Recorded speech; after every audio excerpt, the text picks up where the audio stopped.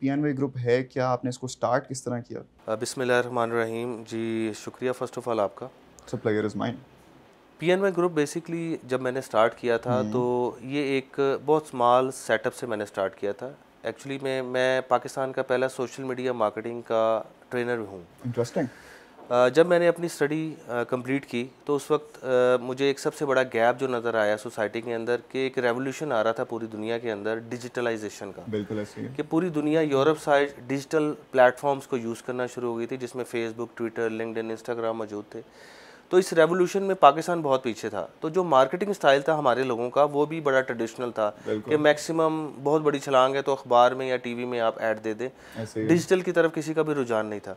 तो मुझे एक चीज़ समझ में आई कि पाकिस्तान के अंदर डिजिटल का आना ज़रूरी है। तो मैंने इसको सीखना शुरू किया, इसके ऊपर काम करना शुरू किया, फ्रीलांस प्रोजेक्ट्स करना शुरू किए। उस वक्त कोई मेंटोरशिप नहीं थी, किसी किस्म का कोई भी आपके आपने ये सारा पास, सीखा कैसे? मैं आपको भी बता रहा हूँ कि किसी किस्म की मेंटोरशिप नहीं थी और किसी किस्म का कोई इंस्टीट्यूट नहीं था। मैंने इसको यूट्यूब से और जो ऑनलाइन जो इंटरनेशनल ट्यूटर्स थे, कुछ ऐसे लोग थे जो उस वक्त इंटरनेशनल लेवल के ऊपर क्लासेस देते थे, तो मैं उनको पेड सब्सक्रिप्शन लेके उनसे मैंने ऑनलाइन सीखना शुरू किया। और जब मैंने इन चीज़ों को सीखना शुरू किया तो मैंने इसको अपनी जिस कंपनी में मैं काम कर रहा था वहाँ पर मैंने इसको इम्प्लीमेंट किया एज ए केस स्टडी। तो वहाँ पर बड़े अच्छे रिजल्ट्स आए।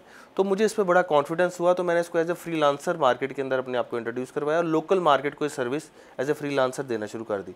अब वो क्या हुआ कि लोग मेरे पास आते हुए कहते हैं कि यार ये टेक्नोलॉजी क्या है, हमें भी बताएं। लेकिन आपने एक जो मुझे चीज़ इंटरेस्टिंग लगी कि लोग जब भी फ्रीलांसिंग दिमाग में आता है ना, तो लोगों का यही आता है कि इंटरनेशनल ऑडियंसेस को, कंपनीज़ को करेंगे।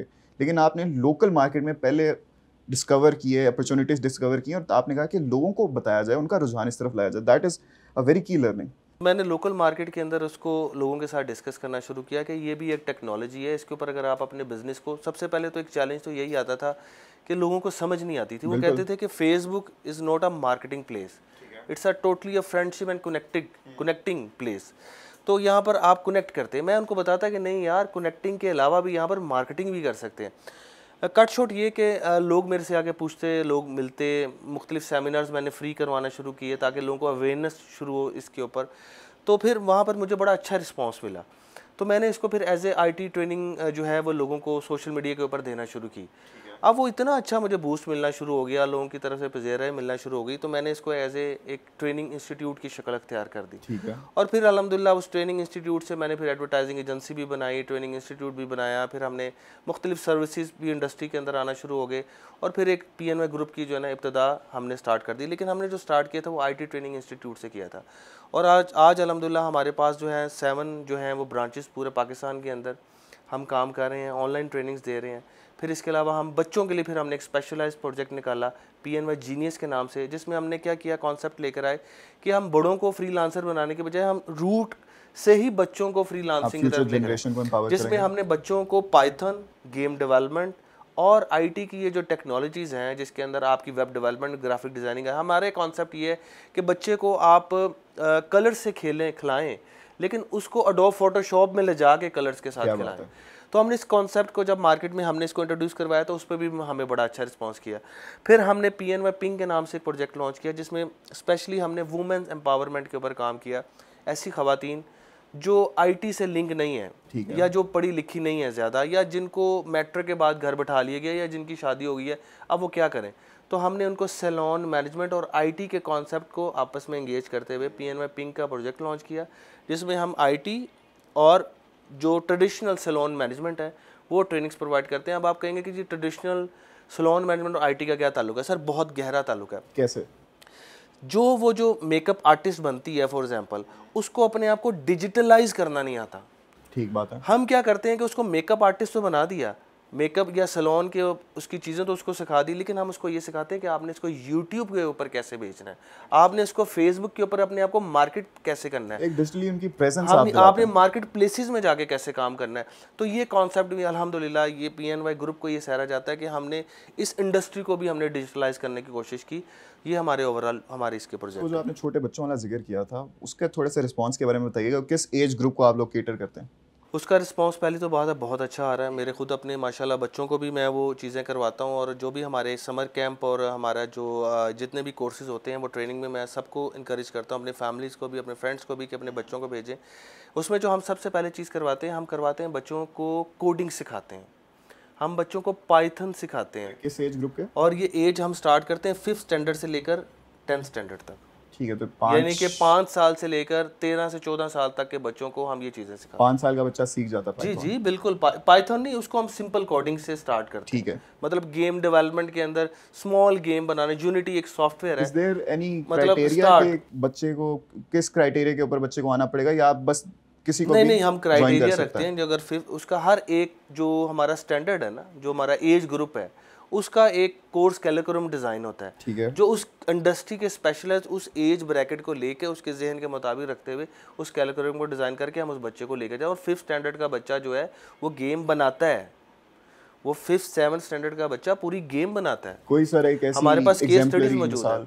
हमारे पास ऐसी हज़ारों के एग्जांपल्स हमारे पास बच्चों की भी मौजूद है और हमारे एलुमनाई की भी मौजूद है जो इसके ऊपर काम कर रहे हैं। और हमारे पास रिसेंटली एक बच्चा था जो बहन और भाई आए थे, और वो तकरीबन 7th स्टैंडर्ड के अंदर वो बच्चा और उसकी जो सिस्टर थी 8th स्टैंडर्ड भी थी, उन्होंने अपना फाइनल प्रोजेक्ट कंप्लीट किया।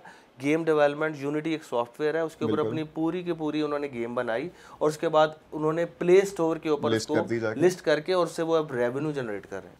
Extremely inspirational. आप मुझे ये बताएं कि आप इतने ज़्यादा इकदाम उठा रहे हैं कि गवर्नमेंट की तरफ से आपको कोई मदद मिलती हो, कोई ताउन मिलता हो? देखिए, गवर्नमेंट की तरफ से हम एक प्राइवेट इंस्टीट्यूट है, ठीक है। और हम जो गवर्नमेंट का एक अदारा है PSDA, Punjab skill development authority, जो हमें अथॉरिटी जो जिसके अंडर हम आते हैं, जी। हम उसमें अल्हम्दुलिल्लाह रजिस्टर्ड है। लेकिन जो जहाँ तक बात है उसकी हेल्प देखिए हमें चाहिए नहीं, हमें कोई सपोर्ट नहीं चाहिए इस हवाले से। ठीक है। फ्रैंकली मैं आपको बताऊँ कि I am a self made man. हमें जो सपोर्ट चाहिए ना, वो हमें ये सपोर्ट चाहिए कि ये जो अथॉरिटी के अदारे हैं, जो अथोराइज जिनके अंडर हम आते हैं, इनमें रूल्स एंड रेगुलेशन थोड़े बेहतर होने चाहिए। क्योंकि जो अथॉरिटी होती है ना, वो एक्चुअली में आपके ऊपर एक बाप का और गार्डियन का उसका एक रोल होता है। तो मैं बस एक रिक्वेस्ट करूंगा कि हमें उसके अंदर इस तरह की चीज़ें, ताकि जो नए न्यू बीज है, हमने तो उस चीज़ को बेयर कर लिया है ना, जो न्यू इंडस्ट्री आ रही है, अगर कोई इस फील्ड में आना चाहता है तो उसको एज ए मतलब गाइड किया जाए, ना कि उसको डंडा मारा जाए, पहली बात। अच्छा, व्हाट यू से इट्स ओवर रेगुलेटेड? जी जी बिल्कुल, उसके अंदर कुछ इस तरह की चीज़ें हैं जो जिस पे हमें एतराज़ात हैं। जैसे कि अभी भी ये लोग जो है ना एक ऐसी सोच से गुजर रहे हैं, सोरिटी से, कि जो कि बहुत पुरानी हो चुकी है। जैसे कि आपको आजकल के ज़माने में एग्जांपल दूंगा, आजकल के ज़माने में अगर आपने किसी को सीटिंग कैपेसिटी देनी है तो वो एक लैपटॉप की शक्ल में देनी है, और उसका साइज़ होगा 2x2 का। बिल्कुल।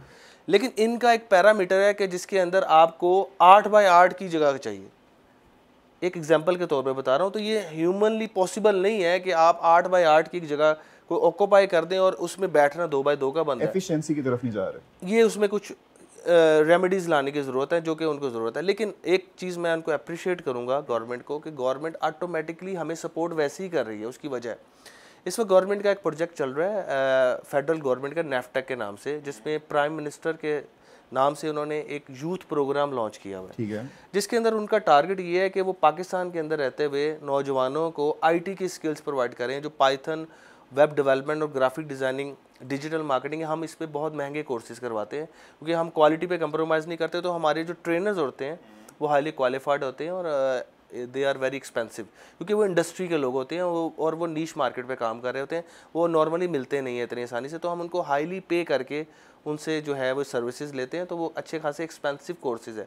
गवर्नमेंट ऑफ पाकिस्तान ये फ्री ऑफ कॉस्ट ऑफर भी कर रहा है, जिसमें नेफ्टेक के अंडर अम्ब्रेला रहते हुए हम इस प्रोजेक्ट को कर रहे हैं। तो ऑटोमेटिकली ये हमें सपोर्ट कर रहे हैं। नहीं, वो तो होनी भी नहीं चाहिए। ठीक है।